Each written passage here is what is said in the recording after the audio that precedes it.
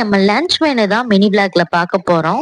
குட்டி நெத்திலி மீன், அதோட கொஞ்சம் இறாலும் தான் வாங்கியிருந்தோம். குட்டி மீன் கிளீன் பண்றதுக்கு கொஞ்சம் கஷ்டமா தான் இருக்கும். ஆனா சாப்பிடும் போது டேஸ்டும் ஹெல்த்தியும் இருக்கும்.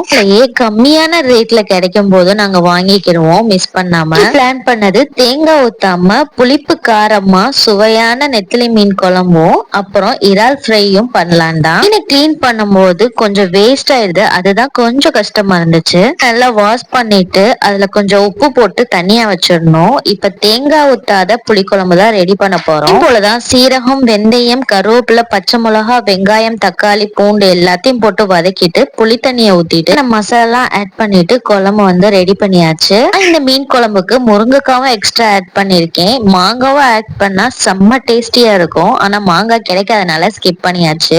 இறாலோட ஃப்ரை பண்ணியாச்சு. அதுலயே கொஞ்சம் நெத்திலி மீனையும் மிக்ஸ் பண்ணி பொரிச்சாச்சு. கிட்ஸுக்கு குழம்பு மீன் அவ்வளவா பிடிக்காதனால ஃப்ரை பண்ணியிருந்தா கொஞ்சம் விரும்புவாங்கன்னு சொல்லிட்டு அவங்களுக்கு தனியா கொஞ்சம் ஃப்ரை பண்ணி எடுத்து வச்சாச்சு. வாசனம் போன அப்புறம் நெத்திலி மீனை போட்டா சூப்பர் ஸ்பைசியா டேங்கியா ஒரு சூப்பரான குழம்பு ரெடி ஆயிரும். ட்ரை பண்ணி பாருங்க. கூட ரொம்ப பெர்ஃபெக்ட்டா இருந்துச்சு. ஒரு புளிப்பு காரமான மீன் குழம்போட வடிச்ச சாதம் வச்சு சாப்பிட்டா டேஸ்டே வேற லெவலா இருக்கும். இன்னைக்கு லஞ்ச் மெனு சூப்பரா போச்சு.